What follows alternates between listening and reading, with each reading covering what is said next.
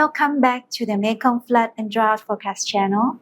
This is Thu Anh from the Mekong River Commission.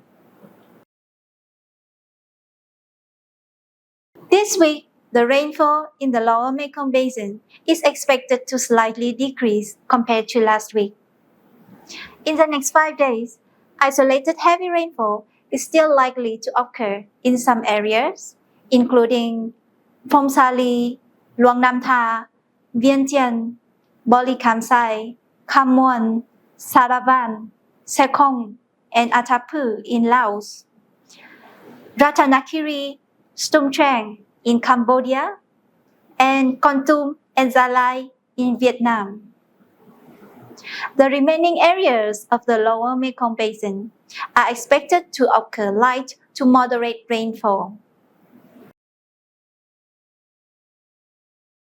Moving on to the update on the flood situation in the Mekong River Basin.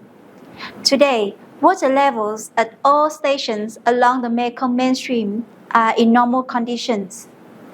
In the next 5 days, from 19 to 23 August, water level at upper stations from Chiang Saen to Nong Khai stations are expected to either drop from 0.2 to 0.5 meters or remain stable.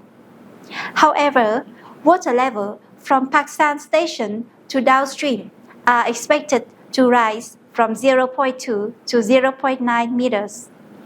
According to the MRC monitoring threshold, water level from Chiang Saen to Tân Châu and Châu Đốc are still at normal hydrological conditions and should not impact daily activities along the mainstream.